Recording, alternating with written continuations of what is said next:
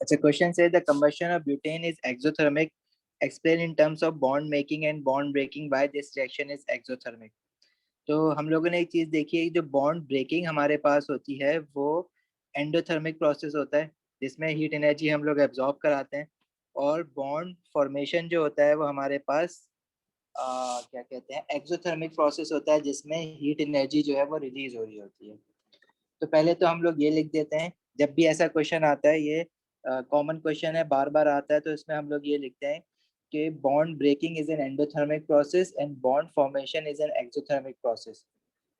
और if an overall reaction is an exothermic, अगर overall reaction जो है वो एक्सोथर्मिक है, तो इट मींस कि energy release during bond formation must be greater than the energy absorbed during bond breaking. Hence the reaction is exothermic. तो किस तरह से इसका आंसर लिखोगे? एक्सोथर्मिक के लिए क्वेश्चन है ना, तो एक्सो के लिए बता देता हूँ, एंडो के लिए बस उसमें कुछ चीजें चेंज करनी पड़ती हैं। तो first of all you write bond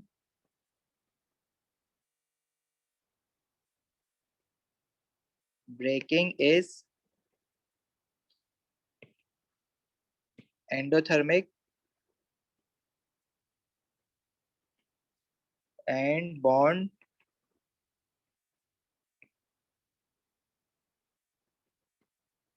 formation is exothermic. Energy released during bond formation is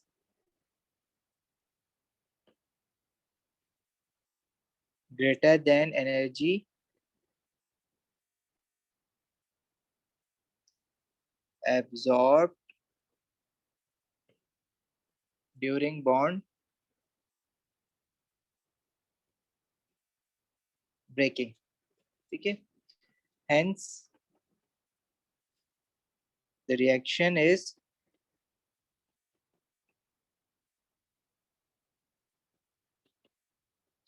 exothermic.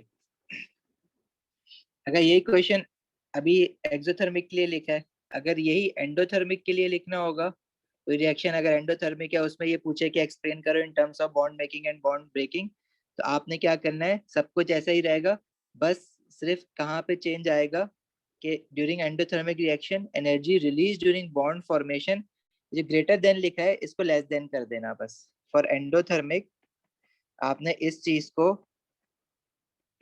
Less than कर देना है, दैट्स इट। ठीक है, तो ये बार बार रिपीटेटिव क्वेश्चन है, बार बार आता है। अभी मैं जून 2020 का पेपर करवा रहा था बच्चों को, तो उसमें भी ये क्वेश्चन आया हुआ था, और वहां पे जो है यही चीज बिल्कुल उसने 3 मार्क्स की लिखी हुई थी। तो मेक श्योर कि आप जो है ये जरूर समझ के जाओ, for both for endo and exo.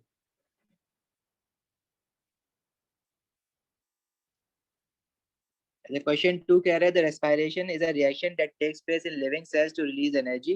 The overall reaction involve the oxidation of glucose. ठीक हो गया जी। अच्छा, ग्लूकोज का जो रिएक्शन है, देखो हमारे पास वैसे आपको कह रहे हैं ना रिलीज एनर्जी, तो रिलीज एनर्जी का क्या मतलब है कि रिएक्शन क्या होगा, एक्सोथर्मिक। अच्छा, कुछ रिएक्शंस मैंने बताए थे कि वो याद कर लो, जैसे रेस्पिरेशन है ना वो एक्सोथर्मिक है, इसी तरह इसका एक अपोजिट रिएक्शन होता है फोटोसिंथेसिस, जिसमें कार्बन डाइऑक्साइड एंड वाटर मिलके ग्लूकोज बनाता है, तो वो होता है एंडोथर्मिक। तो ऐसे कुछ रिएक्शन हैंडआउट में लिखे हुए हैं 2-3, वो ना याद कर लोगे कौन सा एक्सोथर्मिक होता है और कौन सा एंडोथर्मिक होता है। जहां पे अगर आपको नहीं याद आ रहा था, तो यहाँ पे लिखा हुआ है release energy, it means this reaction must be exothermic. और अगर रिएक्शन एक्सोथर्मिक है तो उसका इंथैल्पी चेंज क्या होना चाहिए, नेगेटिव, मतलब हीट एनर्जी रिलीज होनी चाहिए। The reaction is exothermic and is catalysed by enzymes. Okay, enzyme का काम आप लोगों को डिस्कस हुआ है कि एंजाइम क्या करता है, it increases the rate of a reaction. ठीक है, और कैसे rate of a reaction increase करता है, bye decreasing the activation energy of a reaction. तो होपफुली एक्टिवेशन एनर्जी भी डिस्कस हो चुका है, अगर नहीं हुआ तो बता दो कोई मुझे। Activation energy is the minimum energy required to start a chemical reaction. तो एंजाइम बेसिकली क्या करते हैं, एक्टिवेशन एनर्जी को डिक्रीज कर देते हैं, क्योंकि एंजाइम जो होते हैं वो एक तरह के कैटलिस्ट होते हैं। अब एंजाइम्स क्या होते हैं ये मैंने नहीं पढ़ाया अभी, ये मैं आपको उसमें पढ़ाऊंगा experimental chemistry rate of reaction में। तो एंजाइम बेसिकली क्या होते हैं, कैटलिस्ट ही होते हैं। जैसे कैटलिस्ट रेट ऑफ रिएक्शन को फास्ट करते हैं, वैसे एंजाइम भी रेट ऑफ रिएक्शन को फास्ट करते हैं।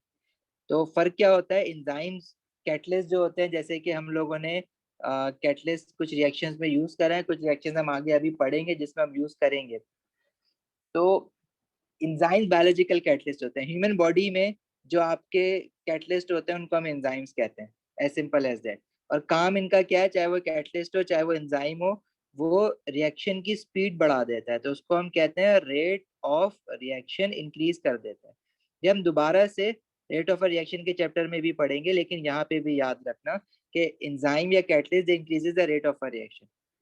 और ये किस तरह से रेट ऑफ रिएक्शन इंक्रीज करते हैं, बाय डिक्रीजिंग एक्टिवेशन एनर्जी। और एक्टिवेशन एनर्जी क्या है, it is the minimum energy required to start any chemical reaction. सही है यहाँ तक जारा, मुनीब, खदीजा, जवेरिया?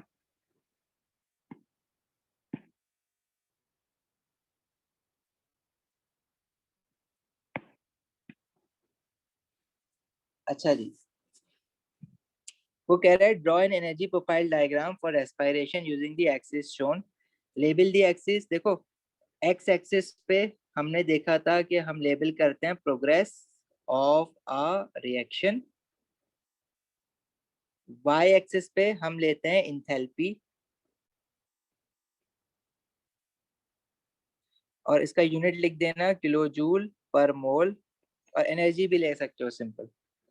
अब you guys have decided that this reaction is an exothermic reaction, और exothermic reaction के बारे में हमने क्या पढ़ा है कि इसका इंथैल्पी चेंज नेगेटिव होता है। और क्या होता है इसमें कि इसमें जो प्रोडक्ट्स होते हैं they are at lower energy level than reactants, मतलब प्रोडक्ट नीचे आ जाता है एनर्जी लेवल में, रिएक्टेंट ऊपर रहता है।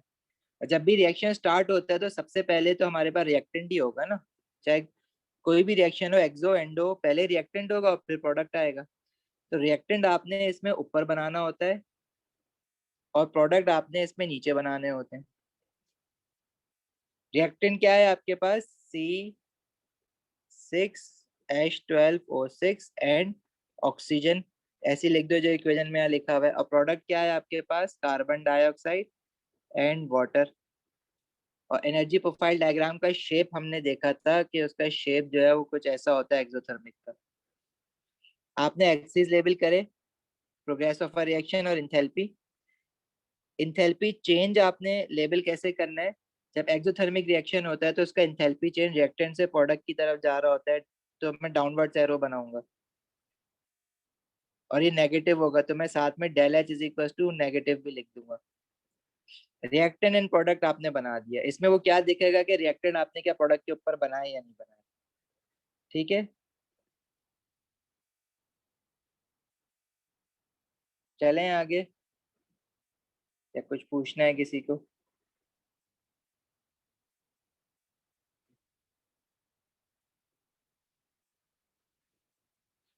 अच्छा, अब ये वाला क्वेश्चन देखो, ये वाला क्वेश्चन ना देखने में वैसा लग रहा है लेकिन वैसा है नहीं। ये फोटोसिंथेसिस है, वो रेस्पिरेशन था। अब जो बायो वाले हैं उनको तो बहुत अच्छी तरह से पता होता है। देखो रेस्पिरेशन क्या था, वो उल्टी इक्वेशन लिखी हुई थी, glucose plus oxygen carbon dioxide and water बन रहा था।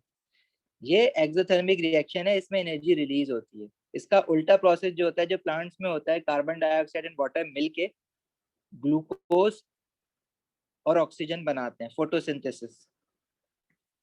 ठीक है, अब इसने क्या लिखा हुआ है इसके बारे में, photosynthesis is a reaction that occurs in the leaves of green plants, carbon dioxide and water are converted into glucose and oxygen. अच्छा, अब ये रिएक्शन मैंने अभी बताया एंडोथर्मिक है, वैसे तो ये आपको लिख के दे देता है क्वेश्चन में, जैसे यहाँ लिखा हुआ है रिएक्शन इज एंडोथर्मिक, लेकिन फिर भी याद रखना है ये, ना कि कोई वजह है जो कह रहा हूँ कि याद रखना, कहीं ना कहीं एमसीक्यूज में ना ये फंसा देता है। ठीक है, ये हैंडआउट में लिखे हुए हैं हेडिंग में कि एंडो कौन से एक्सो कौन से, तो वहां से प्लीज याद कर लेना। अच्छा, और ये भी कैट, अब क्योंकि ये प्लांट बॉडी में हो रहा है तो प्लांट बॉडी में भी जो कैटलिस्ट होते हैं उनको भी एंजाइम्स कहते हैं। इंडस्ट्रीज में जो हम केमिकल यूज करते हैं जो increase rate of a reaction, वो कैटलिस्ट कहलाते हैं। प्लांट बॉडी और ह्यूमन बॉडी में जो कैटलिस्ट नेचुरली बने हुए हैं उनको हम एंजाइम्स कहते हैं। अच्छा, वो कह रहा है draw an energy profile diagram for photosynthesis. तो अगेन सेम है, वही एक्सिस लेबल करना है अपने, क्योंकि ये रिएक्शन जो है वो एंडोथर्मिक हो गया, तो आपको पता है कि रिएक्टेंट जो होंगे वो लोअर एनर्जी लेवल पे होंगे देन प्रोडक्ट।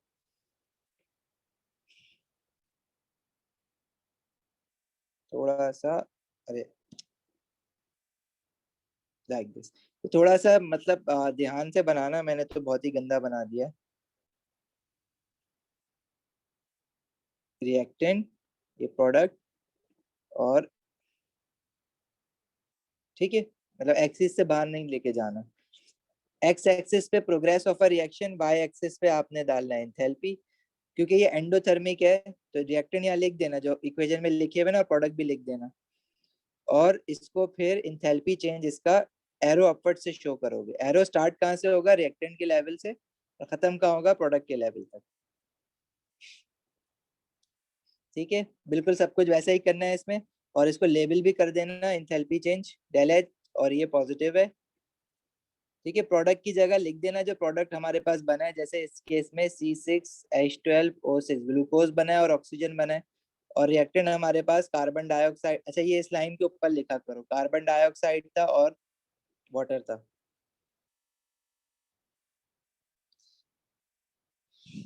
अच्छा जी, क्वेश्चन 4 तो आप कर सकते हो, what is meant by strong acid. अच्छा, explain how a catalyst speeds up the rate of a chemical reaction. तो कैटलिस्ट की जो कंबाइंड डेफिनेशन लिखवाई है वो क्या है? Catalyst increases the speed of a chemical reaction by decreasing the activation energy. और इसको और अच्छे वर्ड में कैसे लिख सकते हो? Catalyst speeds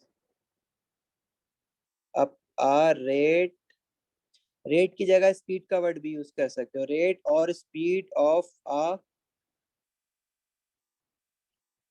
chemical reaction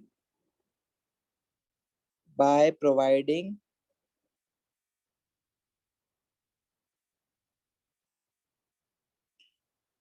alternate path with a lower activation energy। अच्छा, कैटलिस्ट के बारे में एक चीज और याद रखना कि कैटलिस्ट ड्यूरिंग अ रिएक्शन वो यूज्ड अप नहीं होते, they stay same at the end of a reaction. मतलब ये यहाँ पे तो नहीं लिखना, लेकिन याद जरूर रखना, catalyst do not react during a reaction, या इस चीज को और कैसे लिख सकते हो? They stay unchanged during a reaction. ठीक है, ये खुद कुछ चेंज नहीं होता उनमें, ये वैसे के वैसे ही रहता है। Question 6, the reaction between hydrogen and chlorine is exothermic. Okay, explain in terms of bond breaking and bond forming why this reaction is exothermic. बिल्कुल, ब्यूटेन के लिए हमने लिखा है ना अभी, कंबशन ऑफ ब्यूटेन। तो अगेन क्या लिखोगे?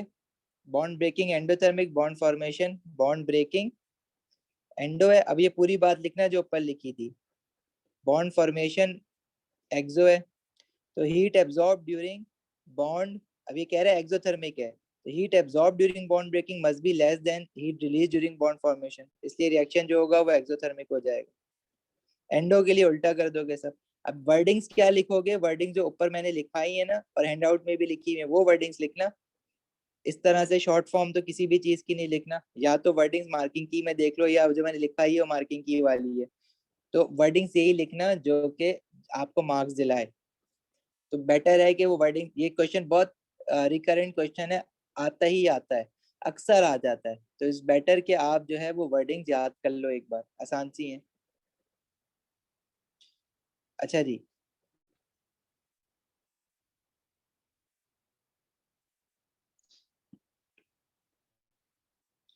अब ये ऊपर इक्वेशन दी हुई थी, ये मैंने नीचे लिख ली है। कह रहा है when 1 mole of chlorine molecule react 185 kilojoule of energy is released. Okay, दिख भी रहा है यहाँ पे इक्वेशन से 1 मोल ऑफ क्लोरीन जब रिएक्ट हो रहा है तो 185 kilojoule of heat energy release हो रही है। Calculate the amount of energy release when 106.5 gram of chlorine reacts. अब क्लोरीन का एक मास दिया हुआ है, बोला वो जब रिएक्ट होगा तो कितनी रिलीज होगी। तो आप इक्वेशन से देखो तो 1 मोल ऑफ क्लोरीन से रिलीज हो रही है 185 किलो जूल्स। अब इसमें मास से पूछी हुई है 106.5, तो 1 मोल की जगह मास लिख दो। और हमें पता है कि 1 मोल की कोई भी मॉलिक्यूल होगा उसका मास उसके मॉलिक्यूलर मास के बराबर होगा। तो 1 मोल ऑफ क्लोरीन का मास होता है 71 ग्राम, 2 इंटू 35.5 जो क्लोरीन का एटॉमिक मास है। तो मैं ये कह सकता हूँ ना कि 1 मोल के बजाय मैं 71 ग्राम लिख दूं, 71 ग्राम, बल्कि इसको यहाँ लिखो 71 ग्राम क्लोरीन से जो एनर्जी रिलीज हो रही है वो 185 हो रही है। तो 106.5 ग्राम से कितनी रिलीज होगी, एक्स क्रॉस मल्टीप्लाई, आंसर आ जाएगा। समझ आई ये वाली बात? मोल्स आ गया फिर से जी, समझ आई? जवाब दे दो, प्रॉब्लम है तो पूछ लो जवेरिया।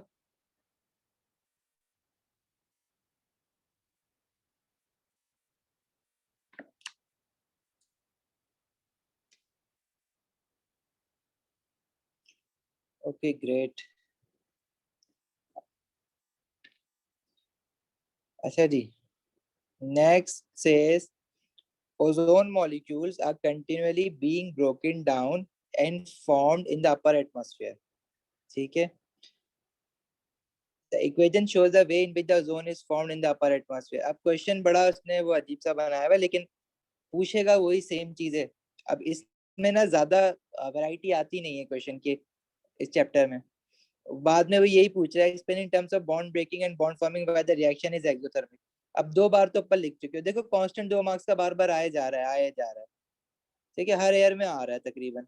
तो बस याद कर लो ना एक्सोथर्मिक क्यों है, वही पूरा जो ऊपर हमने लिखा है ना एज इट इज, क्योंकि वो हमने जनरल बना के लिखा है, उसमें स्पेसिफिक होके लिखा ही नहीं कि ब्यूटेन की बात कर रहा है, किसी की भी बात कर रहा है, अगर वो एक्सोथर्मिक है तो बॉन्ड ब्रेकिंग भी होगी बॉन्ड फॉर्मेशन भी होगी। तो ये वाला आंसर आपने अगर याद कर लिया है तो वो लग जाएगा। तो 2 मार्क्स तो तुम्हारे सिक्योर है ना एग्जाम में, तो क्यों छोड़ के जाओ। फिर देखो photosynthesis is an endothermic process. अब एंडोथर्मिक के लिए पूछ लिया उसने, explain in terms of energy changes that occur during bond breaking and bond making by photosynthesis and endothermic। तो अगेन सेम है कि energy is during bond breaking heat energy absorb होती है, ठीक है, और बॉन्ड फॉर्मेशन में रिलीज होती है। और बॉन्ड ब्रेकिंग में जो एब्जॉर्ब होगी ये इस बार ज्यादा होगी और रिलीज कम होगी, इसलिए ओवरऑल रिएक्शन जो होगा एंडोथर्मिक होगा। जो आंसर आपने एक्सो के लिए बनाया है वही एंडो के लिए लिख दोगे। फर्क क्या होगा, बस यहाँ पे एक छोटा सा चेंज आएगा, वो चेंज क्या है कि आपने यहाँ पे लिखा था कि energy release during bond formation is greater, इसको लेस देन कर देना, यही चीज जो है वो एंडो के लिए बन जाएगी। ओके,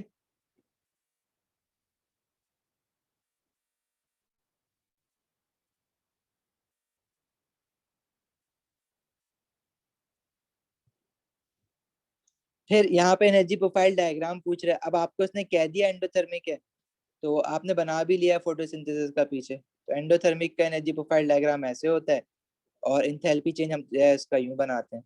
तो मेक श्योर कि आप ये कर लो।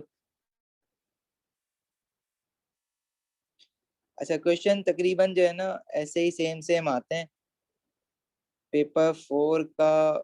कोई और क्वेश्चन ना, क्वेश्चन एनर्जी प्रोफाइल डायग्राम बनानी है या ये करना है, ये एक थोड़ा सा और देख लो क्वेश्चन 4 जरा। ये तो देखो क्वेश्चन जो है वो आपको कार्बन मोनोऑक्साइड हाइड्रोजन और ये जो प्रोडक्ट बन रहा है ना ये अभी हम आगे पढ़ेंगे खैर, लेकिन ये रिएक्शन रिवर्सिबल है। अब रिवर्सिबल रिएक्शन क्या होता है, जो फॉरवर्ड भी जा सके जो बैकवर्ड भी आ सके, ठीक है, ये भी हम लोगों ने पढ़ना है कि रिवर्सिबल रिएक्शन क्या है, छोटी छोटी चीजें बस हमारी रह गई हैं। तो कह रहा है explain in terms of bond breaking and bond forming why this reaction is exothermic. Same answer जो ऊपर वाला चल रहा है। आगे आ जाओ, आगे कह रहा है वन मोल ऑफ मिथेनॉल। अब इस चीज को कह रहा है मिथेनॉल CH3OH। जब ऑर्गेनिक केमिस्ट्री पढ़ोगे मेरे साथ तो ये कंफर्म पता होगा तुम्हें कि क्या होता है ये मिथेनॉल। तो 9 कह रहा है one mole of methanol is form 91 kilo joule of energy is released. Calculate the amount of energy release when 160 gram of methanol is form. Again, जब वन मोल का मास कितना है मिथेनॉल का, देखो मॉलिक्यूलर मास के बराबर होगा। किसी भी मॉलिक्यूल का 1 mole is equal to molecular mass. तो वो उसने मॉलिक्यूलर मास दिया हुआ है 32 ग्राम। तो इट मींस के 1 मोल, यानी कि वो खुद कह रहा है कि जब 1 मोल इसका बन रहा है तो एनर्जी रिलीज कितनी हो रही है, 91 किलो जूल्स। तो मतलब मैं मोल की जगह अगर मास ले लूं 32 ग्राम ऑफ मिथेनॉल अगर प्रोड्यूस्ड हो रहा है तो एनर्जी कितनी रिलीज होनी है, 91 किलो जूल्स। तो 160 ग्राम ऑफ मिथेनॉल अगर प्रोड्यूस होगा तो एनर्जी कितनी रिलीज होगी। Very simple, 2 marks. सही है। कुछ पूछना है तो पूछो।